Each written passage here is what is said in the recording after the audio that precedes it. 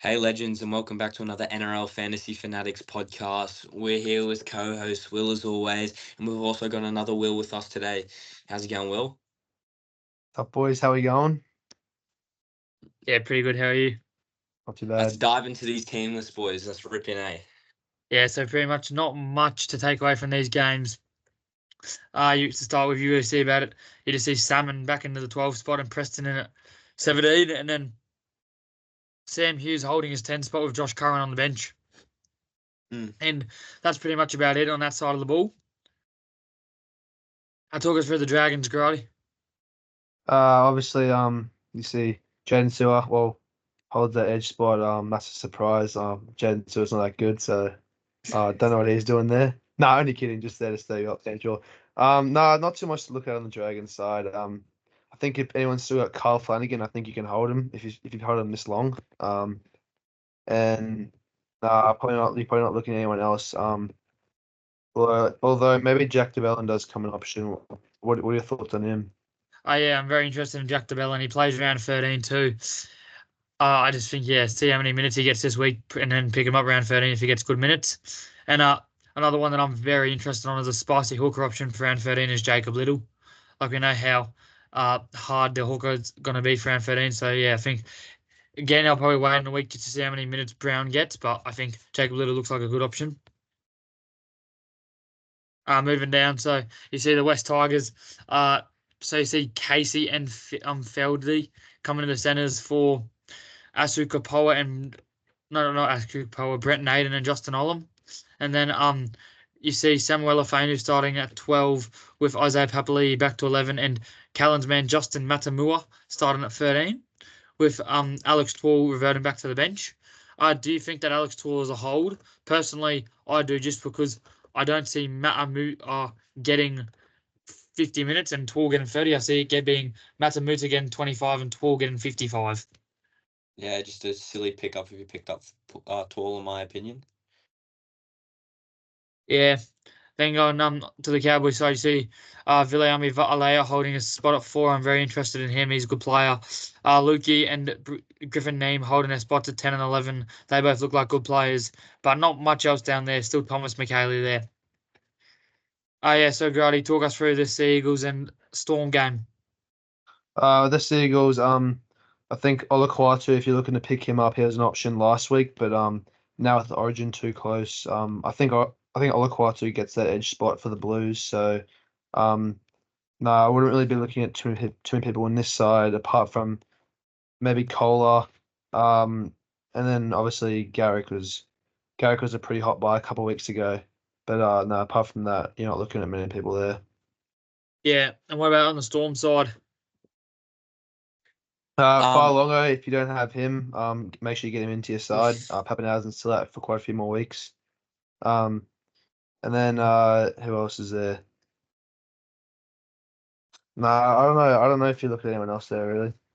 Yeah, Wishart moving to 6. How much do you think that affects his scores from going from a 6 to a 7, with Hughes being more of a dominant half than Munster and fantasy-wise with kicking and that?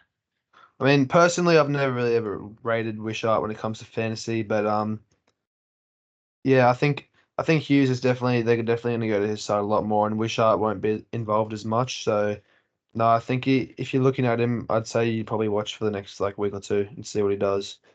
Yeah, agreed. And then you see Tui Kamakamifa moving to 8, and someone I'm very interested in, but probably not this week, to be honest with you. Moving down, you see the Raiders. Jordan Rapana holds his spot and probably goal kick again. Ethan Strange and KO Weeks at 6 and 7. If you keep winning games, they'll stay there. The suspended Josh Papali makes way for Omre Gula to start. And then, not really much else changes here. Joe Tarpany probably still a good option along with Hudson Young. And then going on to the Rooster side of the ball, you see James Tedesco holds his spot with Joey Manu coming back into the centres. And do you think Dom Young's a very interesting option this week? I haven't really looked into Dom Young too much myself personally. I was just looking at it. I think it's interesting that Victor Radley comes onto the edge this week. What's with that? Yeah, well, you see Nat Butcher dropped and then Victor Radley onto the edge with Nafu White in at 13. I mean, there was reports before Radley got dropped that. Sorry, not before Radley. Before Radley got injured, that Nat Butcher would be dropped and Radley would come to the edge full stop. But yeah, I think it's interesting about that. Yeah, agreed. Are you personally looking at White at 13, or are they too expensive at like 450K for you? Yeah, I think he's a little bit too expensive for me, and there's other guys that I'm looking for a bit cheaper. Looking at. And you see Connor Watson make way with a neck throat injury out for 4 weeks. Yeah. So you see on the Panthers side of the ball, not really much changes here. Just Paul Alamotti back into the centres for Taylor May, who is not even on the reserves. So he must have done something pretty bad once again. Jack Cole and Jerome Luai holding 6 and 7, and then you see Scott Sorensen to the 11 with no Luke Garner at all, and that's a very interesting option.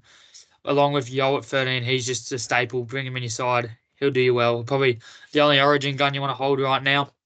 And then going to the Shark side of the ball, you see Eero. He's on. Do you think he's still a hold, or is he close to max out at 511K?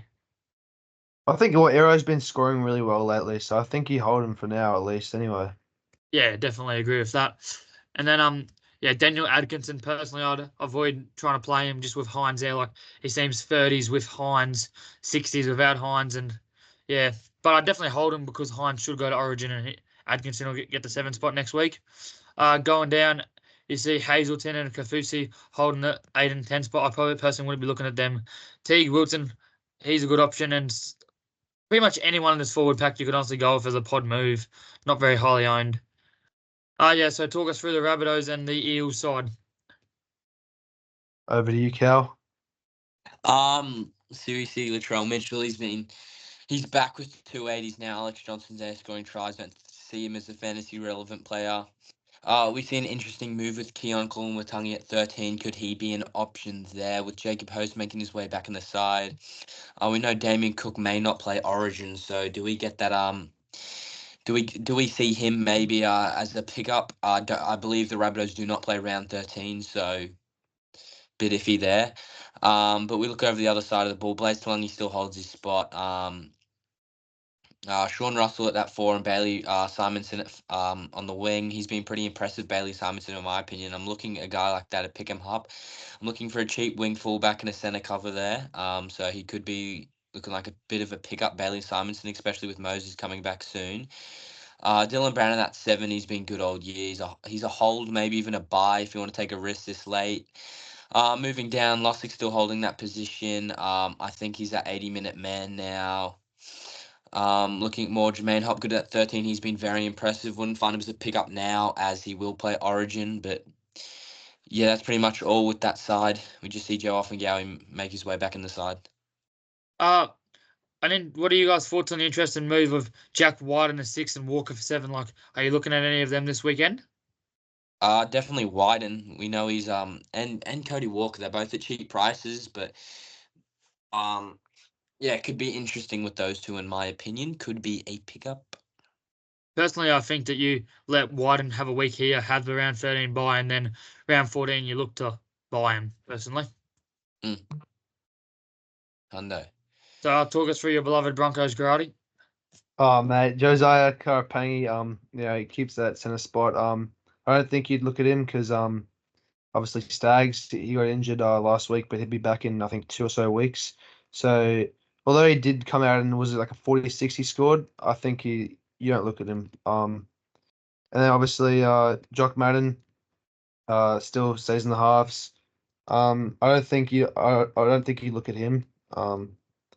Just too expensive, and although he does have the odd 50 in his game, and then you go back like maybe 3 weeks ago, and he goes 28 with 2 tries against the Tigers. So I don't think he's very fantasy relevant. Still have Brandon Piakura. I think he's probably he's probably close to a sell now. Like, do you guys still have Piakura or not? No, I haven't had Piakura since round No. like 3. He's a hold.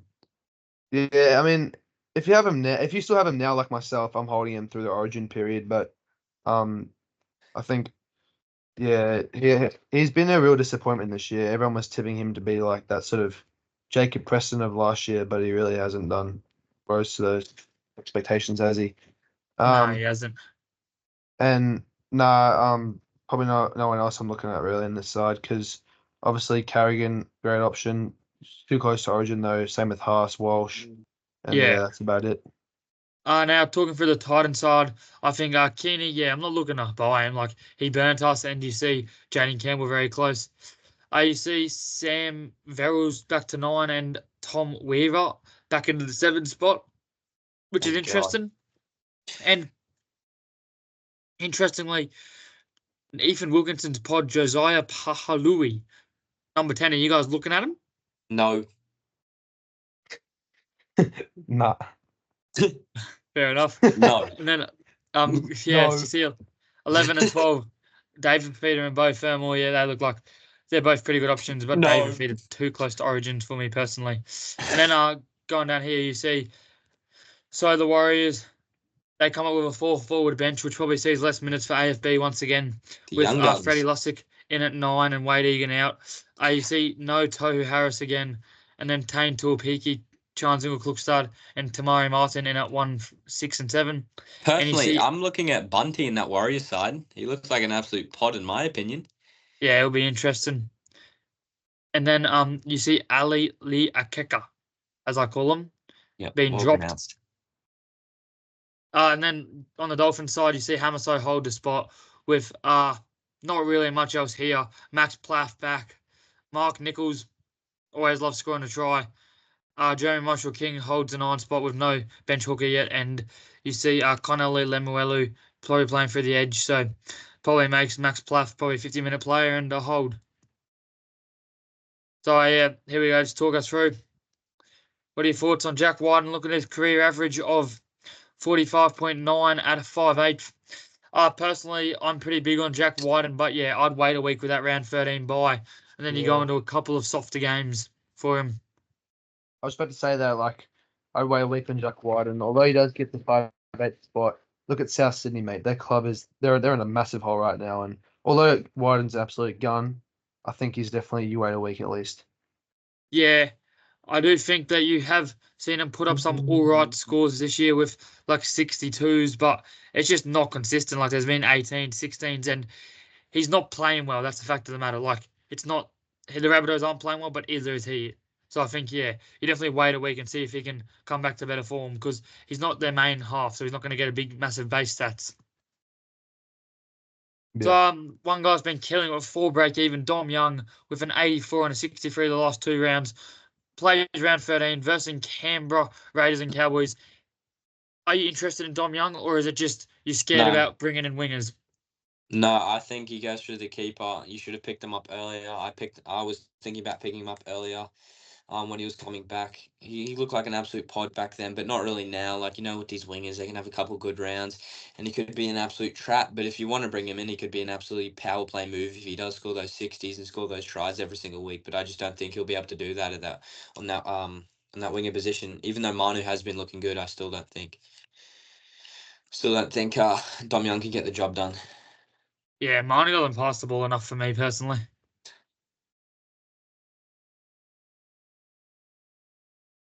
Max King, I brought him in last week. He put up a 65. You know what he can do a prop with the same bench as he. Are you looking to buy him again? Like he's gone 52 and 65 scores in the last 2 minutes and in the last 2 games. And with a couple of injuries in the middle, like Jermaine Jolliffe, for example, is Max King a like replacement? Yeah, I think if you don't have like a Jolliffe, I think if you have a Cotter, I think he's definitely a good you can go to him because I don't see Cotter as a hold through the Origin period. Like he has been scoring all right, but he has been very inconsistent. So I don't see him as a hold. So I think King's definitely a great option if you want to go down from Cotter. Yeah, and the thing for me is you look from round 4 onwards, he's gotten 54, 60, 48, 52, 52, 62 minutes. It's just seen an increase and it sees his scores increase with I think 4 50s and 2 30s. Like, that'll be an average of 50. It'll come out to for 60 there. So you see Jack Cole, he got a 32 at 5'8", tackled very well, 39 tackles for 5 misses. Are you still looking at him with the news of Brad Schneider being 3 or 4 weeks away? No, personally, I haven't really looked at Jack Cole. I'm just focusing on before looking at guys like that. I'm focusing on other issues in my team at the moment. So no. Yeah, I think if you're trading in Jack Cole, your team must be very good because, like, I don't think you want to be bringing in wasting trades on cash cows now when we're all pretty low for this part of the Yeah, season, exactly. and he's going to lose his position very soon too Yeah. when Cleary comes back. So you see Latrell Mitchell, like it's a roller coaster of emotions if you own him, but you see a 52 and an 80 in 2 return games. Are you interested in him at all? And do you think he plays Origin? Um, I mean, Latrell's just too inconsistent for me. Like, even when South are playing good footy, he's too inconsistent. And, look at South now, like I said before, they're not going well at all. Bottom of the ladder. And no, I don't think I don't see him play Origin this year. And nah, I'm just gonna if I was looking at him, which I aren't, but if I was, I'd be waiting at least a week or two on him. Yeah, something for me with Latrell is like he runs 70 meters, scores 80, but he runs here for 84 meters and scores 29. Like I just think that if he doesn't get those attacking stats with the meat, like he's not really that player like a Walsh or an Edwards that run 170 meters a game. Like Yeah, he's exactly. really around that. Even Edwards runs like 300, but he's really around that 80s to 90s a game consistently. Yeah, That's what I think Latrell is too hard to own because he needs way too many attacking stats. yeah, So agreed. with the now just on to the next couple hooker options for round 13. You see Reed Marnie. I've got him as my best hooker option this week. He's averaging 52.7 for the year. The one thing that has me a bit like on the edge is those missed tackles numbers are big. What are your thoughts on him? Yeah, over to you, Kel. Reed Marnie's been awesome this year. In my opinion, he's got that 50 break even. I reckon he could make some more money and even get up to that 800k. He's been awesome this year with stats of with a couple poor stats at the start, but made his way into the season now. He's getting his work in. Um, he's really just that benchmark hooker for that dog side and has been awesome for them this year. Tackles, gets into his work, and we also see him really like get his hands on the ball as well. He's all in the game. You always see him up and about and throughout the Dogs game, Reed Marnie, and they find him a bit of a grub. So I think he's definitely the best hooker option there if you have the cash to go for him, and he will make you up to 800k in my opinion. Does the missed tackle numbers from Reed Marnie, do they miss you at all? Do they worry you at all or not really? No, because hookers get through their work. One week they may have an absolute blinder tackling like 60 odd, maybe a couple miss, but like just the amount of work he gets through, it doesn't affect me really. It worries me a fair bit. So many of them. Going on, so he's probably got the best buy schedule, Jeremy Marshall King, but I mean, it's up and down for you if you own him. And round 14, everyone's got to look out for. What are your thoughts on him, Grady? I think I see if you have Jaden Brayley, I'd be looking at him first. Um, Obviously Jaden Brayley's at what about 100k cheaper over that, Yeah. and he's also, I mean, now that he's playing 80 minutes, since he's played 80 minutes, he's been scoring, he's gone 42, 54, 48, and 56 in the 72 minutes. So I see Brayley as probably a much better option. But yeah, before you look at JMK. Yeah, I agree.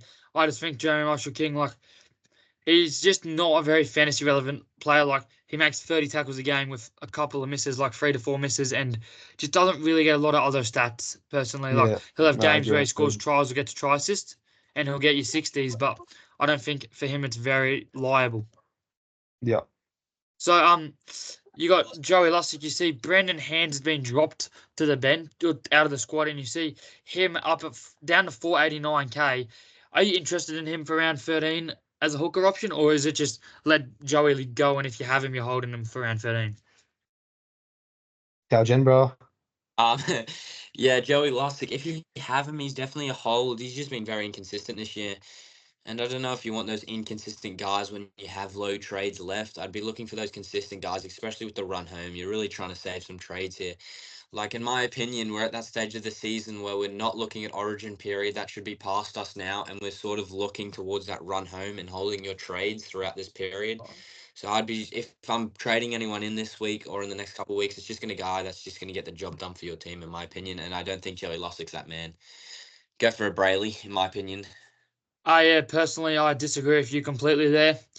I think that you have to plan for the Origin series if you're an overall head-to-head player and the bye period, just because so many points can be leaked there, and if you have a side full of Origin players or people that don't have good bye schedules, then your team's going to really get affected. But yeah, personally, I think that Joey Lussick is a hold, and if he can plug out another 30 and get down to 470k, I'm somewhat interested in him next week.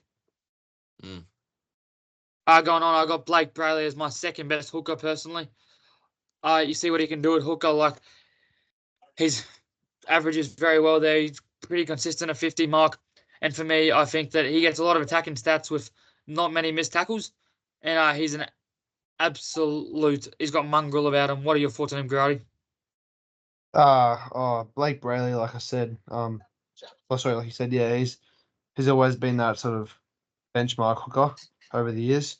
But as mentioned before, I think Jaden Brayley you look at before him, definitely.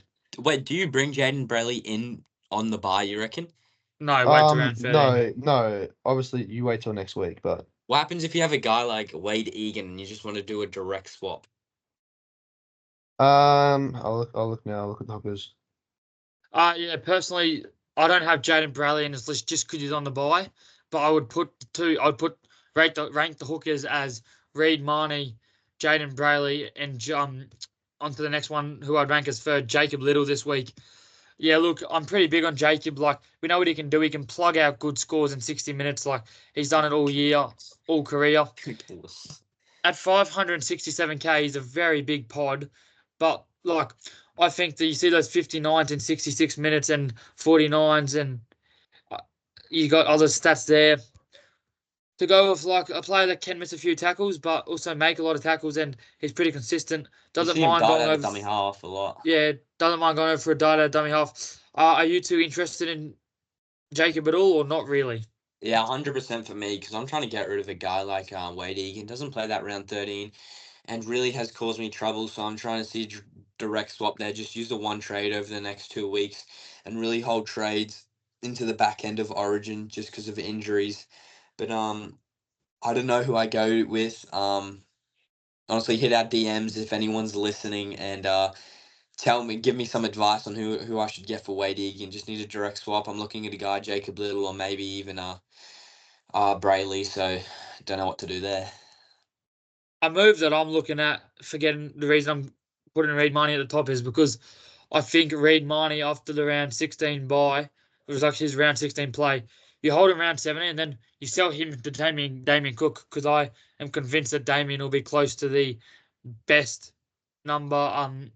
He'll be close to the best number 9 this season, and he doesn't have a bye for the rest of the season. This is why I'm thinking of going like that and very clean on Damien. But anyway, yeah, going on with Jermaine Jolliffe.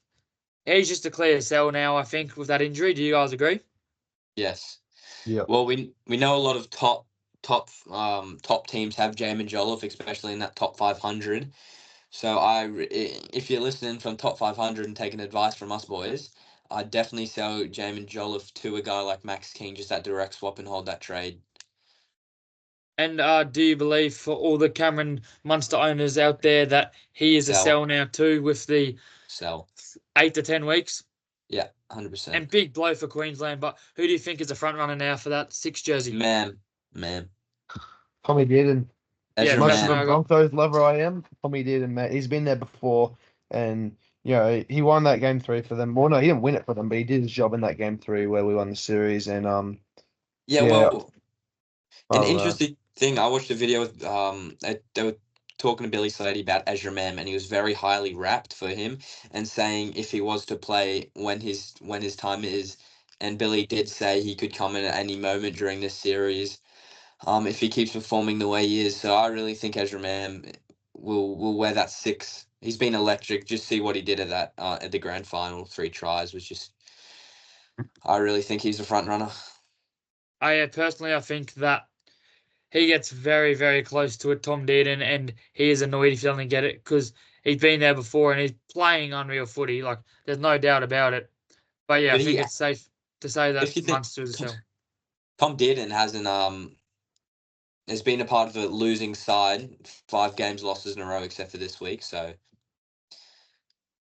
So what are your thoughts on the week gutted dog at 447k edge middle dual plays round 13 and 16, 34 break even? Are you looking to hold him or is he a sell with Jacob Preston on the bench now? I think you can definitely use his cash and go down. 100%. Personally, for me, I am looking to. Okay, I'm looking to hold him. You want to know why? Why? Because you look at this. So he's gone 2 missed tackles, 0, 1 missed tackle, 6 missed tackles, 0, 4, 0, 4, 7. So he's due for a 0 missed tackle game, which means that if he can get 0 missed tackles, he should get about 35 points. But in all seriousness, I just think that yeah, Salmon, he's done the job for us, and that dual position's very handy. I would definitely look to hold him to round 13 and then sell him as soon as round 13's done. But I do think with him still being listed to start, he's a very, very good option. Taylor May, he a sell now if you still own him, that 2.04% of top 5,000 teams, with his news on him being out for an extended period or to be confirmed period of time with the news, is he a sell? Yes.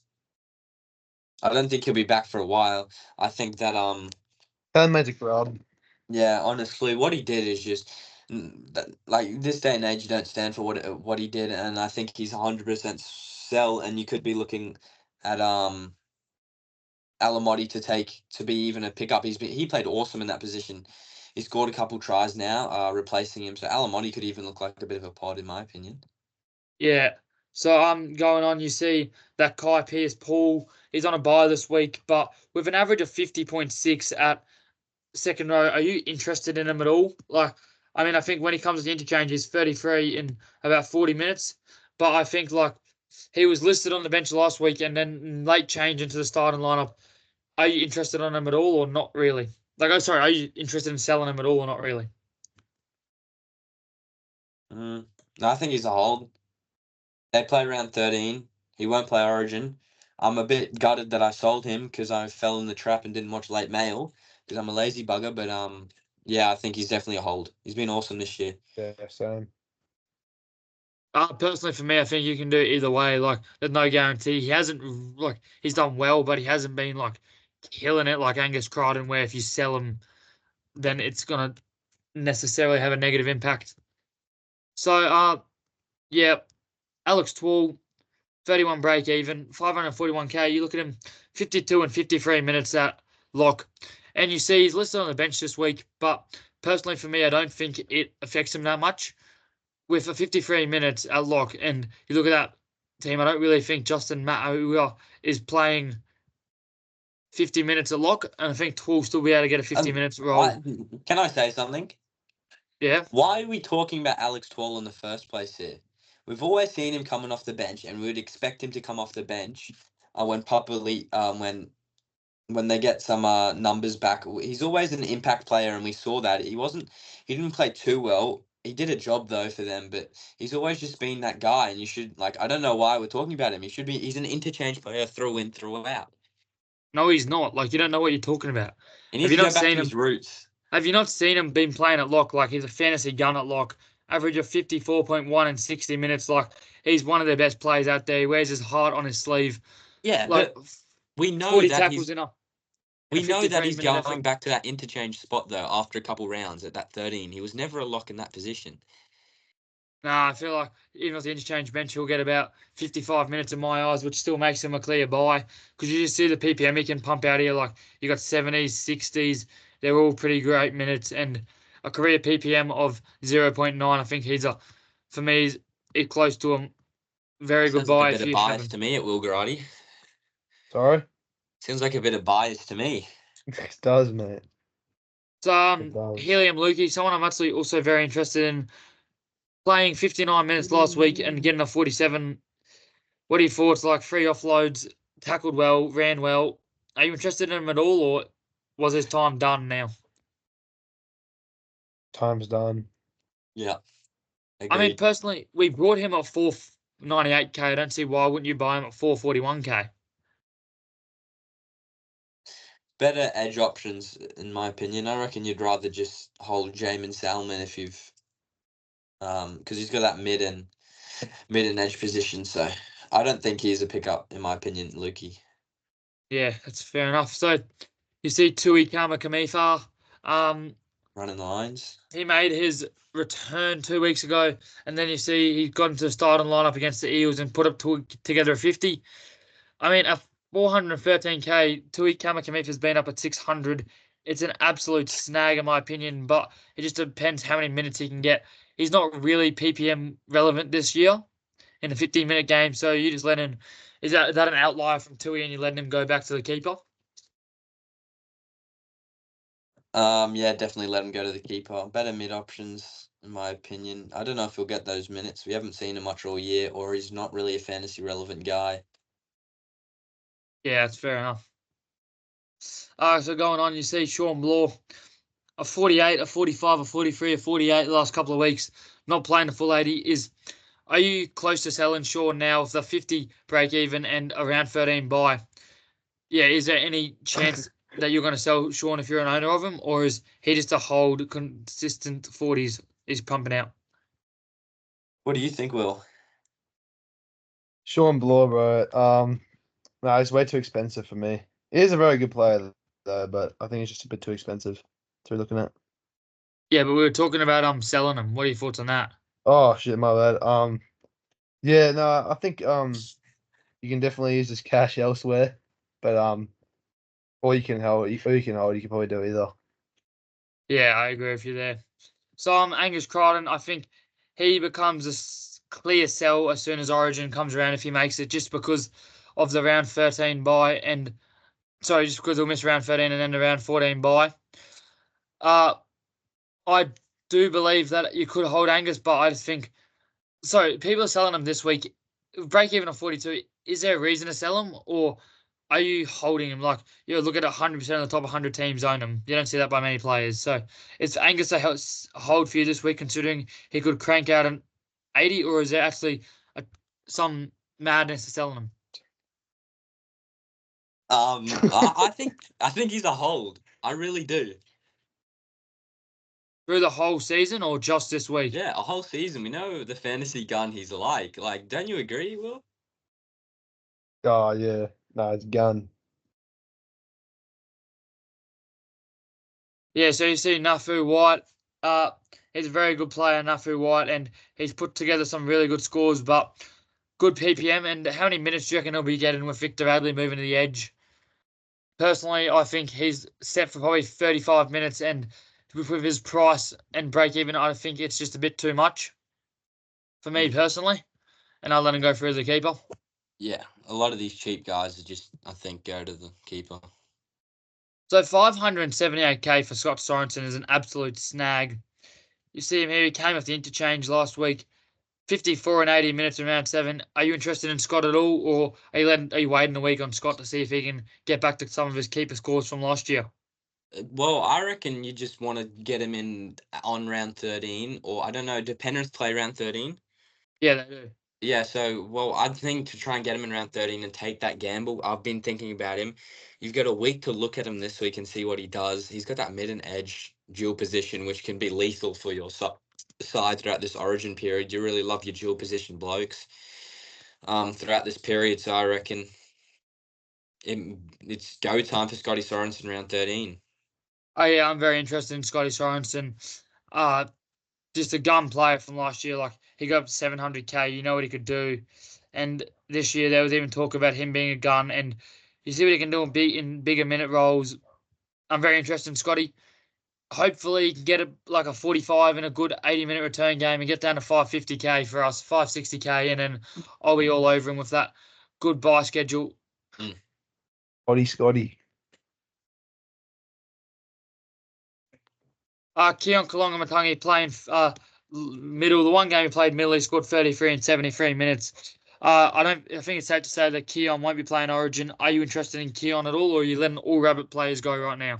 I'm letting all Rabbit players all go rabbits right now. go, yeah. Yeah. Job Yeah, I agree. securities. And I'm on to the last player. I mean, I brought him in. I'm such a geez, you really are addicted to that phone, aren't you? Yeah, I brought him in last week, and I think that. Do you guys think that Ryan Madison is actually close to a buy at the second row, or not really? Yeah, No, I think he is. He's lethal with that dual position there. Like Scotty Sorensen, you could go either way with both of them. I think they've both got pretty decent bye schedules, so I mean, I Yeah. think, okay. he averages 47.3 in 3 games at Edge this year. 31 break even. That means he makes a lot of money for you, and he puts up good scores.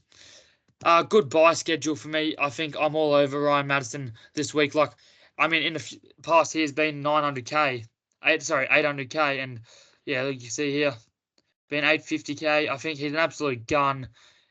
531k is a massive discount for him. And if you see that Hopgood goes to Origin, or you have Apollo and RCG go to Origin too, one of them, then Ryan should be set for big minutes in round 13 and round 19, and I'll be all over him by then. Yeah, well, we know these Madison and Angus Crichton, they're just natural fantasy guns. They're just made for the game, in my opinion. So yeah, definitely pick up. Yeah. So pretty much just for my side, I think just the one trade for me personally, which will be Cam Munster to Reed Marnie, just to shore up my round 13 players, which leaves me with 12 playing round 13, just needing a wing fullback. Yeah, what are your thoughts on this side, and like where are you picking holes around it? Couple interesting picks in here. Yeah, Madison, he gets it. Just with those couple two cheapies there that are a bit of two wasted positions there with Fafita and Joe Chan. We won't see Joe Chan come back for a while, in my opinion. They don't Um, lose any edge positions. Maybe may come in for middle rotation if Christian Welsh gets picked. But other than that, yeah, just really just trying to upgrade your guns here. I was thinking about going Munster to Jeremy Marshall King and then Joe Chan to Jack Whiten. Are you interested in that for my team at all, or not really? Um, yeah, you definitely want to get rid of Joe Chan in this Origin period, just add a bit more depth to that side and also team value because he's not making any money there, Joe Chan. Yeah, he's already made me about what 80k that I can take back to the bank. Yeah. But yeah, pretty much thanks for watching, guys, and we'll see you in the next one. See you, See you, legends. boys.